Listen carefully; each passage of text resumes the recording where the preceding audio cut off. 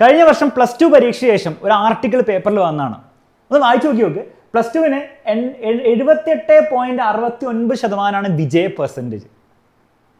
Okay, കേൾക്കുമ്പോൾ വലിയ കുഴപ്പം തോന്നുന്നില്ല അല്ലേ? പക്ഷെ അതിൻ്റെ അർത്ഥം എന്താണ്? അതിൻ്റെ അർത്ഥം ഫെയിലിയർ റേറ്റ് എത്രയാണ്? 22% ആണ്. അതായത് +2 പരീക്ഷ എഴുതുന്ന കുട്ടികൾ ആരൊക്കെയാണ്? 10ാം ക്ലാസ്സിലും +1-ലൊക്കെ പാസ്സായി വരുന്നവരായിരിക്കില്ലേ? അതിൽ തന്നെ 22% കുട്ടികൾക്ക് പാസ്സാവാൻ പോലും പറ്റില്ല. നല്ല മാർക്ക് A+, 90% ഒക്കെ നമ്മളെപ്പോഴും പറയുമെങ്കിലും അതുപോലെയല്ല, ജസ്റ്റ് പാസ്സാവാൻ പോലും പറ്റില്ല. അപ്പോൾ എവിടെ എന്താണ് സംഭവിച്ചുകൊണ്ടിരിക്കുന്നത്?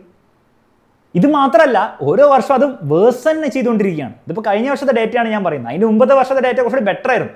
അതിനേക്കാളും മോശമാണ് കഴിഞ്ഞ വർഷം വന്നത്. ഈ വർഷത്തെ ഫെയിലിയർ റേറ്റ് ഇതുവരെ വന്നിട്ടില്ല. പക്ഷെ എനിക്ക് ഉറപ്പാണ് ഇത് കൂടാനാണ് സാധ്യത. ഇതിന് 2 കാരണങ്ങളുണ്ട്. ഫസ്റ്റ് കാരണം എന്താണ്? ഫസ്റ്റ് കാരണം നമ്മുടെ ഓവറോൾ സിസ്റ്റത്തിൻ്റെ പ്രശ്നങ്ങളാണ്. 10ാം ക്ലാസ് വരെ ഭയങ്കര സിമ്പിൾ സിലബസ്, സിമ്പിൾ പരീക്ഷ, എല്ലാവരും പാസ്സാവുന്നു. തോക്കേണ്ടവൻ വരെ A+ വാങ്ങിച്ച് ഫുൾ A+ വാങ്ങിച്ച് മുന്നോട്ട് പോകുന്നു. ഇങ്ങനെ പോയിക്കൊണ്ടിരിക്കുകയാണ്. പെട്ടെന്ന് +1-ലെ സിലബസ് ഒക്കെ മാറുകയാണ്. ഭയങ്കര ടഫായിട്ടുള്ള സിലബസ് വരികയാണ്. കൂടുതൽ ചാപ്റ്റേഴ്സ്, കൂടുതൽ കണ്ടന്റ്, കൂടുതൽ ടഫായിട്ടുള്ള കാര്യങ്ങൾ പഠിക്കുന്നു. അപ്പോൾ കുട്ടികൾ അതിൻ്റെതായ ബുദ്ധിമുട്ടുകൾ വരുന്നു. എങ്ങനെയൊക്കെ തട്ടിമുട്ടി പാസ്സാവുന്നു. കാരണം +1-ൽ എങ്ങനെയൊക്കെ അവർ പാസ്സാവുന്നു, പേപ്പറൊക്കെ ഈസിയായി വരുന്നു. +2 എത്തുമ്പോൾ ഈ വർഷം സംഭവിച്ച പോലെ തന്നെ +2 എത്തുമ്പോൾ കുട്ടിക്ക് താങ്ങാൻ പറ്റുന്നില്ല. കാരണം ഓവറോൾ സിലബസും മുകളിലേക്കായി. മാത്രമല്ല എക്സാമിൻ്റെ ഡിഫിക്കൽട്ടിയും കൂടി വരികയാണ്. 10ാം ക്ലാസ്സിൽ അവൻ കണ്ട എക്സാമിൻ്റെ ലെവൽ അല്ല +2-ൽ കാണുന്നത്. അത് സിലബസ് ടഫായി കൊണ്ട് മാത്രമല്ല, എക്സാമിൻ്റെ ഓവറോൾ ലെവൽ കൂട്ടിക്കൊണ്ടിരിക്കുകയാണ്. അപ്പോൾ ഒന്ന് ആ സിസ്റ്റത്തിൻ്റെ പ്രശ്നമാണ്. അതായത് മൊത്തത്തിൽ എന്താണ് 10ാം ക്ലാസ് വരെ ഒരു പ്രത്യേക രീതിയിൽ, +1 +2 പെട്ടെന്ന് വേറൊരു രീതിയിൽ. അതാണ്. അതായത് ഗ്രാജുവൽ ഇൻക്രീസ് അല്ല. രണ്ടാമത്തെ കാര്യം എന്താണ്? രണ്ടാമത്തെ കാര്യം എക്സാംസ് ലെവല് കൂടിക്കൊണ്ടുവരികയാണ്. അതിൻ്റെ സ്റ്റാൻഡേർഡ് കൂടിക്കൊണ്ടുവരികയാണ്. അത് ആക്ച്വലി കൂടേണ്ട ഒരു കാര്യം തന്നെയാണ്. നമ്മൾ as a country, as a state, Keralam എന്ന ഒരു സ്റ്റേറ്റ് എന്ന രീതിയിൽ നമുക്ക് മുന്നോട്ട് പോകണമെങ്കിൽ എല്ലാവരും സിമ്പിൾ പരീക്ഷ എഴുതി, എല്ലാവരും ഒന്നും പഠിക്കുക. സിമ്പിൾ പരീക്ഷ എന്ന് പറയുമ്പോൾ എന്താ സംഭവിക്കുക? ഓട്ടോമാറ്റിക്കലി ഒന്നും പഠിക്കില്ല, പരീക്ഷയ്ക്ക് വേണ്ടി മാത്രം തലേന്ന് പഠിക്കും.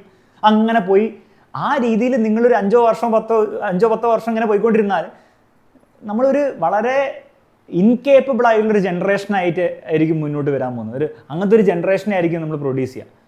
ഒന്നിനും ചെയ്യാൻ പറ്റാത്ത, ഒരു രീതിയിലും ഒരു സ്ട്രെസ്സോ ഒരു ചലഞ്ച് അക്സെപ്റ്റ് ചെയ്യാൻ പറ്റാത്ത ഒരു സെറ്റ് ഓഫ് കുട്ടികളായിരിക്കും പുറത്ത് വരാൻ പോകുന്നത്.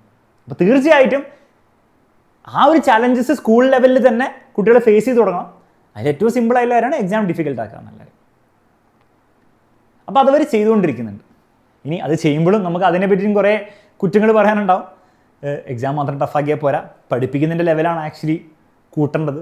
എന്നിട്ടാണ് എക്സാം ടഫാക്കേണ്ടത് എന്നൊക്കെ അപ്പോൾ പറയാം. പക്ഷേ റിയാലിറ്റി എന്താണെന്ന് വെച്ചാൽ എക്സാംസ് ടഫായി വന്നുകൊണ്ടിരിക്കുകയാണ്. അതിനനുസരിച്ച് കുട്ടികൾ എന്ത് ചെയ്യുന്നില്ല? ഇവിടെ പഠിക്കുന്നുണ്ടോ? ഇല്ല, ക്ലിയർലി ഇല്ല. അപ്പോൾ ഇത് കാണുന്ന നിങ്ങളൊരു 10ാം ക്ലാസ്സിലോ 9ാം ക്ലാസ്സിലോ +1-ലെ വിദ്യാർത്ഥിയാണ്. നിങ്ങൾ എന്താണെന്ന് മനസ്സിലാക്കേണ്ടത്? നിങ്ങൾ മനസ്സിലാക്കേണ്ടത്രേ ഉള്ളൂ. നിങ്ങൾ കാര്യമായിട്ട് പഠിക്കാനൊന്നും പ്ലാനില്ലെങ്കിൽ എക്സാമിൻ്റെ തലേന്നുള്ള ദിവസങ്ങളിൽ മാത്രം തട്ടിക്കൂട്ടി യൂട്യൂബിൽ എന്തെങ്കിലും പഠിക്കാം, എക്സാം ഇൻ്റർനെറ്റിൽ വേറെ ഏതെങ്കിലും പ്ലാറ്റ്ഫോമിൽ ചാനലിൽ നിന്ന് തട്ടിക്കൂട്ടി എന്തെങ്കിലും കാണിച്ചു വെക്കാം എന്നാണ് നിങ്ങൾ പ്ലാനെങ്കിൽ ആ 22% വീഴാൻ വലിയ ബുദ്ധിമുട്ടൊന്നുമില്ല. 2%, 3% അല്ല തോക്കുന്നത്, 22%. അതിൽ വീഴാൻ ഭയങ്കര ഈസിയാണ്. ആ 22% വീണ കുട്ടികളിൽ 22ഉം തീരെ ബുദ്ധിയില്ലാത്ത, +2 പരീക്ഷ പാസ്സാവാൻ കഴിവില്ലാത്ത കുട്ടികളായിരിക്കില്ല. കഴിവുള്ളവർ തന്നെ ആയിരിക്കും. പാസ്സൊക്കെ ഈസിലി ആവാൻ പറ്റുമായിരിക്കും. ഒരു പക്ഷേ അതിൽ പല കുട്ടികളും 90% മുകളിൽ വാങ്ങാൻ കഴിവുള്ളവരായിരിക്കും. പക്ഷെ അവരെന്ത് വിചാരിച്ചു? സ്റ്റേറ്റ് ബോർഡിൻ്റെ എക്സാം അല്ലേ, നമ്മൾ പാസ്സാവുമായിരിക്കും, എന്തെങ്കിലും കാണിച്ചാൽ മതി, 10ാം ക്ലാസ്സിലൊക്കെ ഞാൻ ഇത് കാണിച്ചല്ലേ, അങ്ങോട്ട് കാഴ്ചയാൽ മതിയായിരിക്കുന്നു അവർ വിചാരിച്ചിട്ടുണ്ടാവും. അതിൻ്റെ ഇടയിൽ കൂടെ പരീക്ഷയും കൂടെ ടഫായി വന്നപ്പോഴത്തേക്കും പണി തീർന്നു. അപ്പം നിങ്ങൾ മനസ്സിലാക്കേണ്ടത്രേ ഉള്ളൂ, നിങ്ങളും ആ ഒരു മെൻറ്റാലിറ്റിയിലാണ് പോകുന്നത്. അവസാനം എന്തെങ്കിലും കാഴ്ചയ്ക്കാം, അവസാനം നമുക്ക് ഒരു 2-3 മാസം തകർത്ത് പഠിച്ചുകൊണ്ട് മാർക്ക് വാങ്ങാം എന്നുള്ള മെൻറ്റാലിറ്റിയിലാണ് പോകുന്നതെങ്കിൽ നല്ലൊരു ചാൻസ് ഉണ്ട്. നിങ്ങൾ ഈ വർഷം ചിലപ്പോൾ 25-ഓ 26-ഓ ആവാൻ ചാൻസ് ഞാൻ കാണുന്നുണ്ട് അതിൽ വീഴാൻ വേണ്ടിയിട്ട്. വലിയ ബുദ്ധിമുട്ടൊന്നുമില്ല, ഈസി ആയിട്ട് അതിൽ വീഴാം. നേരെ മറിച്ച് മൊത്തത്തിൽ എക്സാമും കാര്യങ്ങളും ടഫായി വരികയാണ്.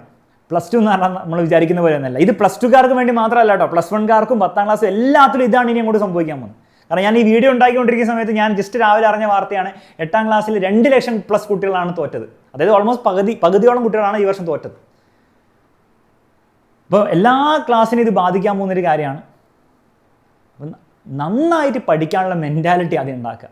അതായത് പരീക്ഷയ്ക്ക് തലേന്ന് വേണ്ടി മാത്രമല്ല, ആദ്യം മുതൽ തന്നെ ഡെയിലി മിനിമം ഒരു 3 hours വെച്ചിട്ട്, 2 hour എന്നൊക്കെ ഞാൻ പറയും, പക്ഷേ അറ്റ്ലീസ്റ്റ് ഒരു അരമണിക്കൂറെങ്കിലും തുടങ്ങി മെല്ലെ മെല്ലെ 1-2 മണിക്കൂറിലേക്ക് ആക്കുന്ന ആ ഒരു രീതിയിലേക്ക് നിങ്ങൾ ഉയർന്നിട്ടില്ലെങ്കിൽ 2 കാര്യങ്ങൾ സംഭവിക്കും. ഒന്ന്, നിങ്ങൾ തോറ്റു. രണ്ടാമത്തെ കാര്യം, നിങ്ങൾ ലൈഫിന് വേണ്ടി നിങ്ങൾ റെഡി ആയിരിക്കില്ല. നിങ്ങൾ ഈ പഠിക്കുന്ന ഫിസിക്സ്, കെമിസ്ട്രി, മാത്സ്, ബയോളജിയിലെ എല്ലാ കാര്യങ്ങളും ഒരുപക്ഷെ നിങ്ങൾ ഉപയോഗിക്കാൻ പോകുന്നില്ല. പല കാര്യങ്ങളും നിങ്ങൾ ഉപയോഗിക്കുന്നുണ്ടോ, പല കാര്യങ്ങളും നിങ്ങൾ ഉപയോഗിക്കാൻ പോകുന്നില്ല. ജീവിതത്തിൽ ഒരിക്കലും നിങ്ങൾ പിന്നെ കാണാൻ പോകാത്ത കാര്യങ്ങളായിരിക്കും. പക്ഷേ നിങ്ങൾ ഈ എടുക്കുന്ന വർക്കില്ലേ, നിങ്ങൾ ഒരു ചാലഞ്ചസ് ഏറ്റെടുക്കുന്നു. ഫിസിക്സ് എനിക്ക് അറിയില്ല, ഫിസിക്സ് ഞാൻ പഠിക്കണം, എന്നാലും ഞാൻ കഷ്ടപ്പെട്ട് പഠിക്കും. ആ ചാലഞ്ച് ഞാൻ ഏറ്റെടുത്തു, ഞാൻ പറ്റുന്ന മാർക്ക് ഞാൻ വാങ്ങും, ഒരു 80-85% ഞാൻ വാങ്ങും. അതൊരു ചാലഞ്ച് ഏറ്റെടുക്കുകയും അത് ഫുൾഫിൽ ചെയ്യുകയാണ്. ആ ഒരു ശീലം നിങ്ങൾ ഈ സ്കൂളിൽ ഉണ്ടാക്കിയില്ലെങ്കിൽ പിന്നെ നിങ്ങൾ എന്തുണ്ടാക്കാൻ പോകുന്നത്? കാരണം ലൈഫിൽ മുഴുവൻ അങ്ങനെ ആയിരിക്കും. അത് നിങ്ങളുടെ കരിയറിലോ കോളേജിലെ പഠനത്തിലോ മാത്രമല്ല, ലൈഫിൽ നിങ്ങൾ ജനറലി ജീവിക്കുമ്പോഴും നിങ്ങൾ ഈ ചലഞ്ചസ് ഫേസ് ചെയ്തുകൊണ്ടിരിക്കും. ലോൺ അടയ്ക്കാൻ പൈസ ഇല്ല, എന്ത് ചെയ്യും? ചലഞ്ചാണ് അത്. ഒന്നെങ്കിൽ നിങ്ങൾക്ക് എന്ത് ചെയ്യാം, ഈ 10ാം ക്ലാസ്സിലും +2 ലുള്ള മെൻറ്റാലിറ്റി അതെന്താ അവസാനം എന്തെങ്കിലും കാണിക്കുക എന്ന രീതിയിലാക്കാം. അല്ലെങ്കിൽ നിങ്ങൾക്ക് അതിനെ ആക്ച്വലി പ്ലാൻഡ് ആയിട്ട് ഫേസ് ചെയ്യാം. ഫസ്റ്റ് രീതിയാണ് നിങ്ങൾ ചൂസ് ചെയ്യുന്നതെങ്കിൽ +2 പരീക്ഷയിൽ ചിലപ്പോൾ നിങ്ങൾ പാസ്സായി പോയിട്ടുണ്ടാവും ഭാഗ്യം കൊണ്ട്. പക്ഷേ നിങ്ങളുടെ ലൈഫിൽ നിങ്ങൾക്ക് അങ്ങനെ ഭാഗ്യം കൊണ്ട് എന്ത് ചെയ്യാൻ പറ്റില്ല, ലൈഫിൽ മുന്നോട്ട് പോകാൻ ബുദ്ധിമുട്ടായിരിക്കും. അപ്പോൾ ലൈഫിൽ എന്തായാലും ചാലഞ്ചസ് വന്നുകൊണ്ടിരിക്കും, ഓരോരോ മേഖലയിൽ, നിങ്ങൾ പ്രതീക്ഷിക്കാത്ത മേഖലയിൽ വരെ. അതിനെ എങ്ങനെ നേരിടണമെന്ന് നിങ്ങൾക്ക് ആരും പിന്നെ പറഞ്ഞു തരില്ല. +2 കഴിഞ്ഞിട്ട് അതിന് വേണ്ടിയിട്ട് ക്ലാസ് ഒന്നും എടുത്തിട്ടില്ല. അതിങ്ങനെയൊക്കെയാണ് പഠിക്കുക. ആക്ച്വലി നിങ്ങളുടെ ലൈഫിൽ ചെറിയ ഈ ബുദ്ധിമുട്ടുകൾ നേരിട്ട് അതിനെ ഓവർകം ചെയ്തിട്ടാണ് നമുക്ക് പഠിക്കാൻ പറ്റുള്ളൂ. അല്ലാണ്ട് അതിന് വേറെ കോഴ്സൊന്നുമില്ല. ഇങ്ങനെ ഒരാൾ പഠിപ്പിച്ചു തരും, അതിൻ്റെ പരീക്ഷ വെച്ച് പാസ്സായിട്ട് സർട്ടിഫിക്കറ്റ് അതിനുള്ള കോഴ്സൊന്നുമില്ല. അതിങ്ങനെയാണ് പഠിക്കുക. അപ്പോൾ ഒന്നെങ്കിലും ഞാൻ ആദ്യം പറഞ്ഞ പോലെ നിങ്ങൾക്ക് വെറുതെ എന്ത് ചെയ്യാൻ ഒരു തമാശ പോലെ എടുക്കാം, എന്നിട്ട് ഇതിൽ പോയി പെടാം. അതല്ല, നിങ്ങൾക്ക് ലൈഫിൽ എന്ത് ചെയ്യാം, ഇതെനിക്ക് ഇനി ആവശ്യമുള്ള കാര്യമാണ്, ഈ ചാലഞ്ച് ഏറ്റെടുക്കുക, അത് സക്സസ്ഫുൾ ആയിട്ട് ഓവർകം ചെയ്യുക എന്നുള്ള കാര്യം എനിക്ക് ഇനി ആവശ്യമുള്ള കാര്യമാണെന്നുള്ള ബോധ്യത്തോടുകൂടെ പ്ലാൻഡ് ആയിട്ട് പഠിക്കുക. അത് പഠിക്കാൻ വേണ്ടി നമ്മൾ ഹെൽപ്പ് ചെയ്യുന്നതായിരിക്കും. ബാച്ചിലൂടെ മാത്രമല്ല, നിങ്ങൾക്ക് ബാച്ചിൽ ജോയിൻ ചെയ്യാൻ ബുദ്ധിമുട്ടുണ്ടെങ്കിൽ നിങ്ങൾ ബാച്ചിൽ ജോയിൻ ചെയ്യേണ്ടത്. നിങ്ങൾ യൂട്യൂബിൽ ചാനലെങ്കിലും ഫോളോ ചെയ്യും. അതിൽ ഓരോ ചാപ്റ്ററിന് 1 ഷോട്ടും കാര്യങ്ങളൊക്കെ നമ്മൾ ഇടുന്നുണ്ടല്ലോ. അതൊക്കെ നിങ്ങൾ ഫോളോ ചെയ്ത് നിങ്ങൾ ബാക്കി നിങ്ങളുടെ എക്സ്ട്രാ എഫേർട്ട് എടുത്ത് നിങ്ങൾ പഠിച്ചാലും ഇത് നടക്കും. ഇറ്റ്സ് നോട്ട് ലൈക്ക് ബാച്ചിൽ ജോയിൻ ചെയ്ത കുട്ടികളോ ഫീസ് കൊടുക്കുന്ന കുട്ടികൾക്ക് മാത്രമേ പാസ്സാൻ പറ്റുള്ളൂ എന്നൊന്നുമല്ല. എത്ര പേര് പാസ്സാവുന്നുണ്ട് ബാച്ചിൽ ജോയിൻ ചെയ്യാത്തവർ, ഒരു ട്യൂഷനും പോകാത്തവർ പാസ്സാവുന്നുണ്ട്. അപ്പോൾ അത് ട്യൂഷൻ്റെയോ ബാച്ചിൻ്റെയോ പരിപാടിയൊന്നുമല്ല, നിങ്ങളുടെ മൈൻഡ് സെറ്റ് ഫിക്സ് ചെയ്യുന്നതിൻ്റെ പ്രശ്നമാണത്. അപ്പോൾ ആ ഒരു കാര്യം നിങ്ങൾ ഇനിയെങ്കിലും, ഇത് +2 കുട്ടികൾക്ക് മാത്രമല്ല, +1, 10ാം ക്ലാസ്, 9 എല്ലാവർക്കും ബാധകമായിട്ടുള്ള കാര്യമാണ്. ആ ഒരു കാര്യം ഇനിയെങ്കിലും നിങ്ങൾ തീരുമാനം എടുത്തില്ലെങ്കിൽ, മെച്ചുവറായിട്ടൊരു തീരുമാനം എടുത്തില്ലെങ്കിൽ വലിയൊരു കുഴിയിലേക്ക് നിങ്ങൾ പോയി ചാടുന്നു. ഓക്കെ, അപ്പോൾ കുറച്ച് സീരിയസ് ആയിപ്പോയി എനിക്കറിയാം, പക്ഷേ ആ സീരിയസ് ആയിട്ട് പറഞ്ഞാലേ മനസ്സിലാവുള്ളൂ. അതുകൊണ്ടാണ് ഇങ്ങനെ പറയുന്നത്. ഈ വീഡിയോയിൽ പറഞ്ഞ കാര്യങ്ങൾ ശരിക്കും മനസ്സിലായവരാണ് നിങ്ങളെങ്കിൽ ഒരു കമൻറ്റ് ബോക്സിൽ ഒരു കമൻറ്റെങ്കിലും ഇടുക, നിങ്ങളുടെ ഫ്രണ്ട്സിനും ഷെയർ ചെയ്ത് കൊടുക്കുക. അവരെങ്കിലും ആ ട്രാപ്പിൽ വീഴാതിരിക്കാൻ വേണ്ടി നിങ്ങൾക്ക് ഹെൽപ്പ് ചെയ്യാൻ ഈ ഒരു വീഡിയോ ഒരു പക്ഷേ നിങ്ങൾക്കും എനിക്കും സഹായിക്കാൻ സാധിക്കും. തീർച്ചയായും ഷെയർ ചെയ്യുക. മറ്റൊരു വീഡിയോയിൽ നമ്മൾ വീണ്ടും കാണാം. ഇതുപോലത്തെ അഡ്വൈസ് മാത്രമല്ല, നിങ്ങളെ പഠിപ്പിച്ച് എങ്ങനെ പാസ്സാക്കിക്കണം എന്നുള്ള കാര്യം നമ്മൾ ചെയ്യുന്നതായിരിക്കും. അപ്പോൾ അതിനുവേണ്ടി സ്റ്റേ ട്യൂൺഡ്.